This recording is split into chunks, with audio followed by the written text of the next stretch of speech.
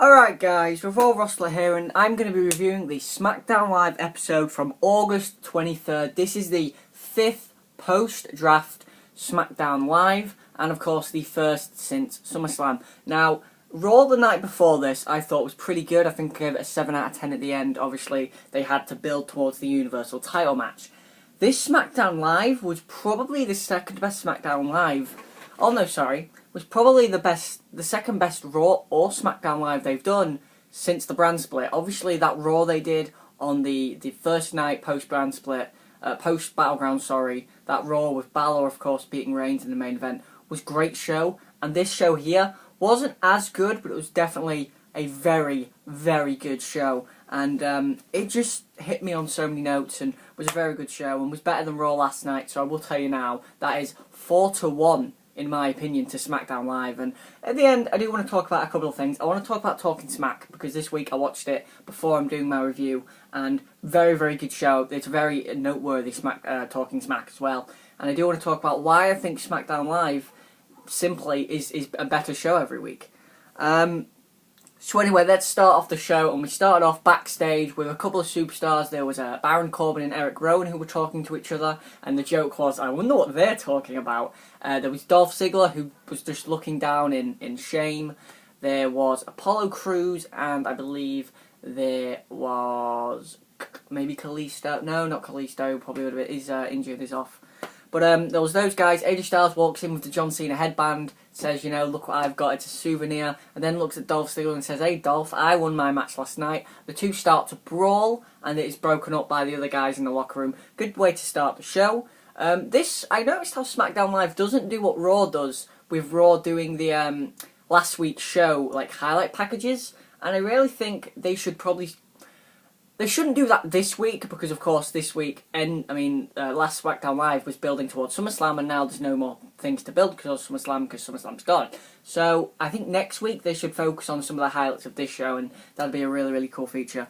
But anyway, we kick the show off with an in-ring segment, and we had the announcement before the show of Daniel Bryan on Twitter saying that there would be 2 new titles being introduced on SmackDown Live. In the ring, we had the new belts, the WWE Tag Team titles and the new Women's title. Okay, let's talk about the title belts. I think the tag belts look horrendous. And people, okay, it's basically a blue strap with silver. It's basically Raw's tag titles with a blue strap and silver plates instead. So I think the silver plates, to me, I think that the ones on Raw kind of are supposed to be gold, and if you look at them like, they are gold. They're essentially gold. And silver to me just felt like that's lower than gold, and it's worth less, and that means the tag titles are worth less. That's just what I thought. I thought the belts looked horrendous anyway. I thought that the strap was horrible. Why would anybody want to win these belts? And then the woman's belt was basically the woman's belt on Raw, just with a different background. The middle was blue, so it's still a white strap. Everything on it's the same, except the middle is blue.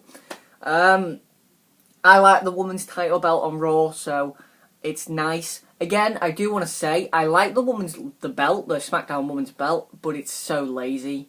And that's the thing, that regardless of if you like the belts, they're incredibly lazy designs. Even the Universal belt, if you like that belt, it's a lazy design. If you like the woman's belt on SmackDown, it's a lazy design. If you like the tag belts on SmackDown, it's still a lazy design. But anyway, Daniel Bryan, Shane had all the tag teams and all 6 women, of course, because Eve Marie suspended in the ring. Well, suspended or off on a leave, vacation in the British Isles, apparently. I wonder if I can see her if I walk down the street. Bryan and Shane have the 6 tag teams and the 6 women in the ring. They focus on the women first. They say that at Backlash there will be a 6-pack challenge between Alexa Bliss, Natalya, Nikki Bella, Becky Lynch, Naomi and Carmella. The winner will be the inaugural SmackDown Live Women's Champion, and they did not change that name of the belt all night. So I'm hoping that's not what the belt is going to be called, but it kind of seems like it were the SmackDown Live Women's title. Why is the Raw belt not the Raw Women's title? Like, That to me seems a little bit silly, but we have a match for Backlash. Six-pack challenge. Honestly, six-pack challenges aren't known for being good, and with the workers in there, I mean, it could be okay at best. It's not going to be great, or I don't think it'll be very good, to be fair. But we'll see who wins. I don't think that's a pretty... I think that in that matchup, there were two possible winners when I heard it announced. It was Nikki Bella or Becky. And as the show went on, I moved towards Becky Lynch more, and I'll get to that reason why. But then Daniel Bryan and Shane would focus on the tag division. They said that there'd be a tag team tournament starting tonight on Smackdown between the 6 teams, and the winners would go on to Backlash in the final of the tournament. Now, firstly, this doesn't make sense. There's 6 teams. How can you have a 2-team final if there's 6 teams? So then we found out why it would make sense. Heath Slater would come out, got a huge pop, as he does. He came out of the crowd, obviously, with his free agent t-shirt and said, I want gold. And then Daniel Bryan said, you're not really equipped for the women's belt. And then he said, no, I want the tag team belts. And Daniel Bryan said, you don't have a partner. Slater said, I will get a partner by the end of the night. And Daniel Bryan challenged him. He said, Heath, if you can find yourself a partner by the end of the night and you win the tag belts at Backlash, I will give you a Smackdown contract. So that's going to be the storyline. I imagine he won't win the tag belts because it's Heath Slater. And by the end of the night, he does get a partner, and I'll talk about that when I need to. So after this segment ended, we had a matchup. It would be Alexa Bliss and Becky Lynch. A matchup from a couple of weeks ago. I thought this match was fine. In the end, Becky Lynch won with the disarmer. I really don't like Becky Lynch's new outfit. I think it makes her look like... Does anyone remember when Eve Marie debuted, when Total Divas started, and it was around 2013, and I remember Night of Champions, she wore this black outfit, and it looked like exactly what Becky Lynch was wearing, and it didn't look good to me. It's not flattering to her body either, really. I think the outfits she wore prior are a lot more flattering to her. Alexa Bliss, in the end, as I just said, loses with the disarmer. And Naomi and Natalya were on commentary during this matchup. But 2 stars, it was fine. I haven't actually star rated it here, but 2 stars, it was fine. Then Heath Slater backstage looking for a partner, and he runs into the Miz. He says, Miz, I need a partner, can you help me? Miz is like, yeah, sure, man, don't worry. And Heath's like, great, I'm looking forward to it. And then you find out Miz is on his earphone talking to Steven Spielberg. Obviously, he's going to be the new Indiana Jones. And Maurice kisses him, and then he turns around and looks at Heath, and Heath just walks away, and sad depression. And this wouldn't be the only time that Miz would be mentioned or would be important on this show. And I actually forgot Miz was on the show. When I was watching Talking Smack, I forgot Miz was actually on the SmackDown Live show. Moving on, we had the first in the tag team tournament, the Ascension taking on the Usos. Very, very quick matchup, 2 stars. In the end, the Usos obviously beat the Ascension. The Ascension at this point have so little credibility. They are the Job Squad team. They are the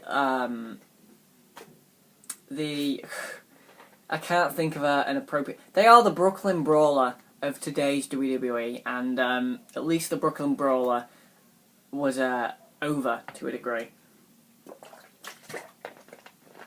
Fearless Nikki t-shirt, by the way. Okay, so that happened.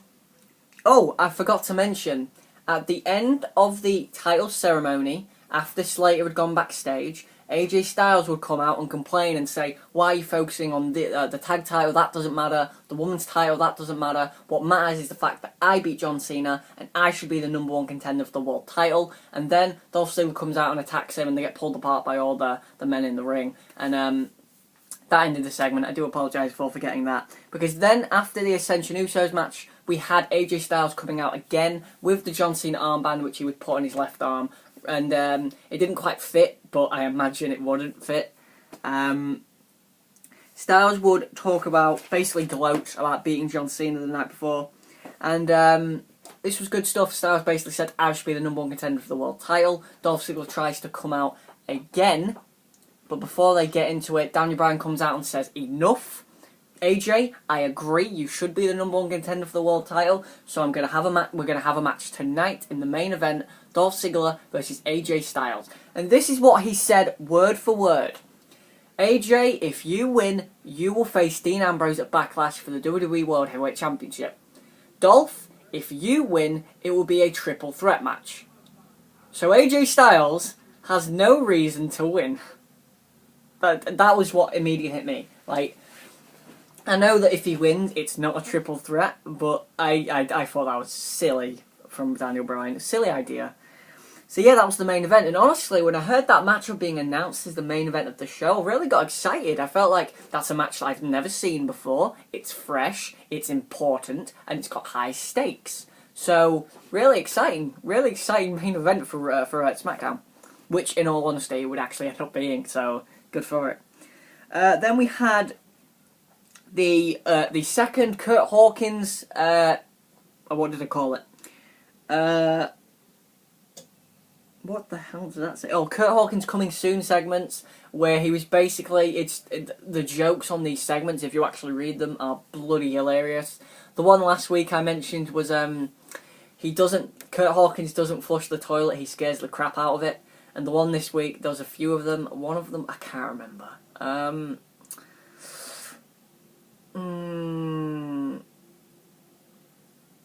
Oh, God.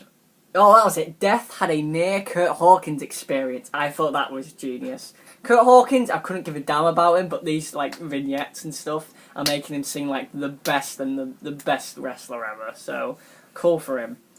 I haven't seen Kurt Hawkins wrestle actually since the GFW invasion in TNA, so it's going to be interesting to see him. We had a matchup between Carmella and Nikki Bella, which would actually not come to fruition, and this is one of the best parts of this show to me. Now, Carmella in the ring is very green, and I probably never exaggerate this enough. She is very, very green. Now, Carmella can work okay, but I think she was exposed in this segment. Now, firstly, I do want to praise this segment because this segment was basically Nikki Bella comes out with the match with Carmella. Nikki Bella shakes her ass, obviously, which everybody loved, and even talked about it on Talking Smack, how people missed it. So Nikki Bella comes out, and Renee Young is going to interview her, and I was like, why are they doing an interview before a match? And then my thought was, Carmella's going to attack her. And just as Renee starts to ask her questions, Carmella ends up attacking Nikki Bella. She lays her out with a super kick, then hits an STO, and then finally hits a Bella Buster, Breeze Bella Buster, which we thought was a nice move.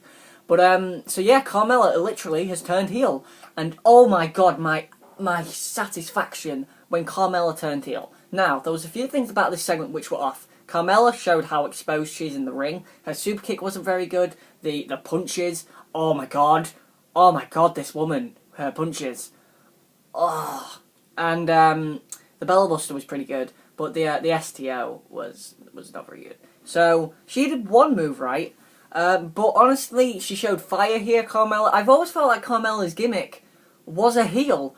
She's the princess of Staten Island. She thinks she's fabulous. It's literally female Dolph Ziggler. And Dolph Ziggler should be a heel as well. And Carmella seems to be a heel. And also, this makes sense because Nikki Bella got a huge reaction at SummerSlam. I don't think it was warranted, but she got a huge reaction regardless. She got a big reaction here on SmackDown as well. So, turn her face, which they have, and have her thrive off that. So, I think this was quite well done. I just think Carmella is incredibly green still. But, good stuff though. Overall, I thought this was a really well done segment in terms of building a rivalry, and it would continue on Talking Smack, which I'll talk about later. We then had, there was one more thing that happened in that Carmella segment. Nikki Bella caught, oh no, that's not Talking Smack, never mind. Oh, sorry, that was what I was going to say. Yeah, Carmella comes out and she is still not getting a reaction, so turning her heel is definitely a good idea. I love the fact they've turned Carmella heel. Like, her character is very good. Her wrestling is not. So, make her a character, enhance her character, make that more important. Do what you do with The Miz. The Miz's wrestling is fairly good, but it's not great. And, do what you do with The Miz. You turn Carmella heel, focus on her character, and in all honesty, Carmella has lost a lot of being a face without Enzo and Cass. She hasn't got that popularity anymore. I'm not a fan of her as much anymore. But, I really enjoyed the fact they turned her heel. This is one of my favourite parts of this SmackDown show, to be honest. We moved on and we had Randy Orton talking about his SummerSlam loss to Lesnar. I thought this was fairly just there. Orton comes out, you know, I took a beating like a man, basically. And then we had Bray Wyatt come out, and it seems like Bray Wyatt and Randy Orton is going to be the feud for Backlash. Of course, it's 3 weeks away, and I knew they were going to do that. It was this or Styles and Orton, which were the rumours. So, this is the two. It sounds exciting, it's different, it's new, so it should be a good match. I mean, the segment here was okay, but it wasn't too great. But the match should be good, so I'm fairly excited for that. Shane McMahon was interviewed backstage, and he talks about the F5 from Brock Lesnar. He was interviewed by Charlie Caruso. This woman is one of the worst interviewers I've ever seen in my entire life. Her delivery is so poor. And I know that these women get fed questions, not just the women, the men. Tom Phillips is a fairly decent interviewer. And Renee Young's great at her job because that's what she did as a living before WWE. Renee Paquette from, oh, damn it, it's that Canadian show. But anyway, yeah, I know these interviewers get, fed lines, and they've just got to deliver them the best they can. But Charlie Caruso, if this was even Charlie Caruso, it might have been Andrea DeMarco. They're both bad. I have no idea which one is who, because they look the same. They've both got black hair. They're both fairly small women. Neither one's too attractive, I'm going to be honest. But yeah, she asks a dumb question, and she says, what do you think to the Lesnar's actions, and what do you think to Stephanie saying, oh, Lesnar will be punished? And Shane's like, do you know that Brock Lesnar got fined $500, sorry? And it was like, yeah, there's going to be repercussions for Lesnar. Please, for the love of God, don't do Shane McMahon and Brock Lesnar and have Shane McMahon somehow beat him. Oh, don't do it at all, but you can't have Shane McMahon and Lesnar and have Shane McMahon compete with Brock Lesnar. You just can't do it, please, for the love of God. Don't do it. Oh, they're going to do it, aren't they? Heath Slater would be backstage, and he tried to recruit Arn Anderson as his partner. Arn said that he was... It's weird seeing Arn Anderson on TV. Arn Anderson's great, and I love him, and it was great to see him on TV. And Arn Anderson says, you know, you're good, Heath, and you need a partner, but obviously I'm a little bit out there. I'm a big tag team wrestler, so I know what I'm doing. Obviously, Arn Anderson, honestly, one of the best tag teams ever with the Brainbusters, with Tully Blanchard, I believe. But Arn obviously turns him down, and then, shockingly, Rhino turns up and says, oh, Heath, I'll be your partner. And that was like, okay. So it seems like Heath Slater and Rhino next week will be in the tag team tournament. Who are their opponents going to be? There's only 2 teams left that are full teams. They're going to have to put one together. But, yeah. What is this other team they're going to put together? I have no idea. Baron Corbin and The Miz. Yeah. We're nearly at the end of this SmackDown show now, which is a good thing. And we had the 2 main events. The next match would be Breezango and American Alpha. This is the best tag match I've seen on any show in a couple of weeks, outside of obviously NXT. But a very, very good tag match. Breezango and American Alpha. Gable and Jordan were great, as they always are. Good near false finishes in this matchup. Good near falls in this matchup, I meant actually to say. Breezango nearly won, but in the end, of course, Grand Amplitude from American Alpha, they advanced to the semi-finals of the tag team tournament. 3 1/4 stars. Very good matchup, and very good matchup. Just really, really good stuff. American Alpha did the right thing here. And then we had the main event immediately into it. Dolph Ziggler taking on AJ Styles. This was an awesome match. This was better than 90% of the SummerSlam card. And the 2 matches it weren't better than were obviously the Styles Cena and the Balor Rollins. This was just an awesome matchup. Great false finishes. AJ Styles is the best wrestler in this company.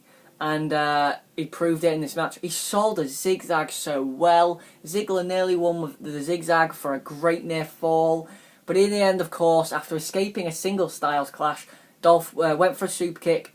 Styles caught him on the ropes, kicked the leg, hit a Styles clash for the win. AJ Styles will be facing Dean Ambrose at Backlash. They said it was a dream match. I don't think I've ever dreamt it, but it should be a very, very good matchup. And this matchup was actually better than the Ambrose-Ziggler match at the pay-per-view. And that's not because it was AJ Styles. I just think their match with the pay-per-view had no heat, and it had no fanfare basically. Whereas this matchup, the crowd were into it from go one, and it went probably nearly 20 minutes, probably around 15 now I think about it.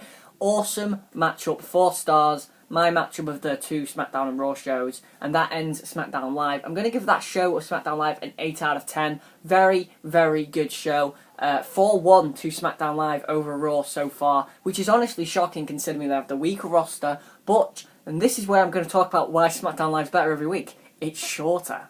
It wastes less time, there's less filler. There wasn't any segment on this show to me that really felt like filler. The opening title segment made sense, the Carmella heel turn made sense, the main event was great, the tag match was great, the Usos and Ascension was what it needed to be. The Shane interview was the only part of the show, really, where I felt like they could do something else here, or something. And, very, very good show, really enjoyed it, as I just said, 8 out of 10. And Talking Smack, which I can actually now talk about, was obviously I watched it I've been watching Holy Foley this morning, trying to catch up with that. I've watched the first 2 episodes. It's okay, it's not great. Noelle Foley's in it, so I'm gonna watch it because she's an attractive woman. But she doesn't have an athletic bone in her body, which I knew before watching the series because you can tell. But she's attractive, so the WWE would like that, and that's why this show exists. But anyway, Talking Smack, I watched it around an hour ago, and the best Talking Smack they've done so far, and there's a couple of reasons why. This one, to me, felt real. So, what's great about Talking Smack over the few weeks was, it felt like they slightly pushed kayfabe aside, because Daniel Bryan can talk about all the wrestling shows, so he talks about CZW, he talks about Evolve, which of course, I know they're in a partnership with the WWE, but he still talks about it, and it was really, really cool. He talks about seeing some of the CWC guys, so he acknowledges all this stuff that isn't just SmackDown Live. Also, this Talking Smack had the first fight on it. It would be Carmella, who would again attack Nikki Bella. Nikki Bella came on and was talking to Daniel Bryan, her brother-in-law, openly acknowledged, obviously, and she was just like, I've got to be your favourite, and Bryan's like, you're my favourite sister-in-law, you're my only sister-in-law. But yeah, in the end, Carmella attacked Nikki Bella, slammed her head on the table several times, so that does seem like one of the SmackDown Live feuds.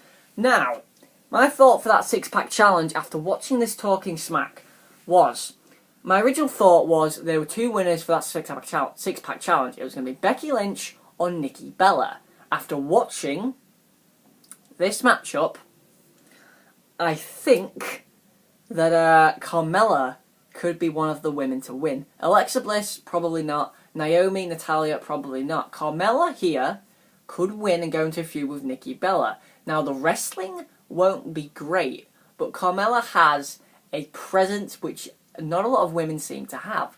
She has great facial expressions, not just because she's pretty.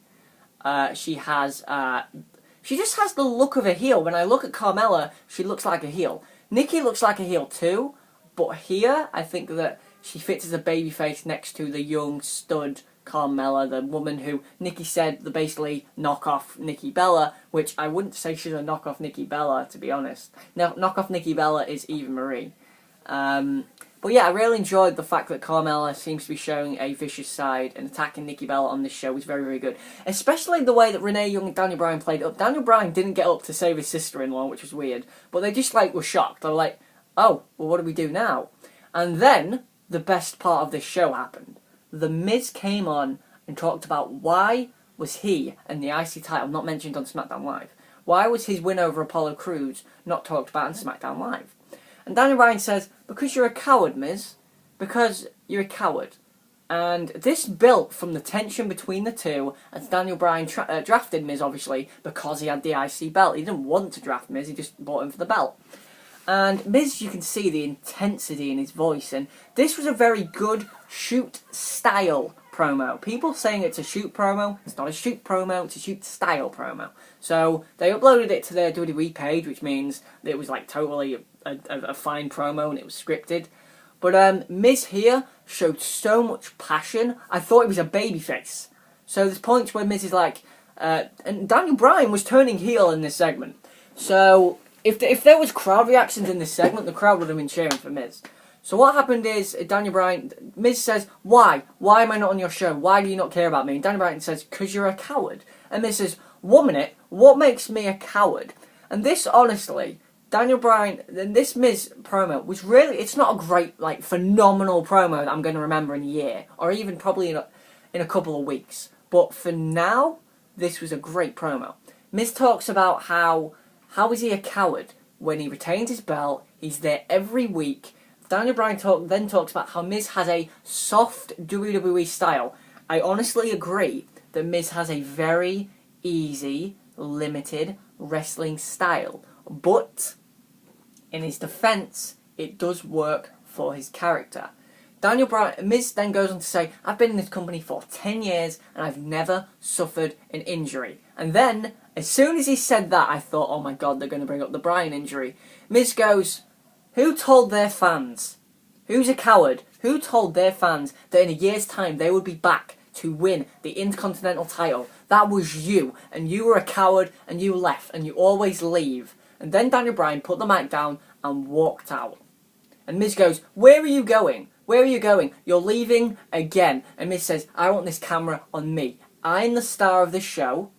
I'm the man of this show. I'm the IC champion, and I deserve respect. And then Talking Smack ended. And wow, Miz here was the best talker in the world. Miz tried so hard with this promo. He didn't have a match on this show. This promo did so much for him. Because the thing is, people are going to watch Talking Smack. Because Raw is 3 hours long, people will go, SmackDown's finished, I could just watch Talking Smack now. Talking Smack is probably my second favourite wrestling show on WWE currently. It goes CWC, Talking Smack, because it's only 30 minutes long, and then NXT. And then SmackDown Live and Raw. But, Miz was awesome here, and literally, wow, really good from the Miz. This isn't like a phenomenal promo that I'm going to remember in a couple of years' time, but for now, this was an awesome promo. And honestly, Titus O'Neil promo the night before got wrecked by this Miz promo. So, anyway, guys, I guess that's my review of SmackDown Live from August 23rd. Thanks for watching. Tell me your thoughts. What did you think to Talking Smack this week? Do you like Talking Smack? Do you think it's a great way for characters like The Miz to have more TV time? What do you think to Carmella turning heel? What did you think to the main event of SmackDown Live? And what do you think to the look of the new title belt? I've been Raw Russell. Thanks for watching, guys. Like, comment, and subscribe for more. I'll be back tomorrow with my NXT and CWC reviews. We have 3 matches scheduled tonight. It'll be Drew Gulak against Zack Sabre Jr., which should be great, Johnny Gargano against TJ Perkins, and Rich Swann against Lince Dorado, which I imagine Rich Swann will win. That's my prediction anyway. Thanks for watching. This has been Raw Wrestler, and always like, comment, and subscribe for more.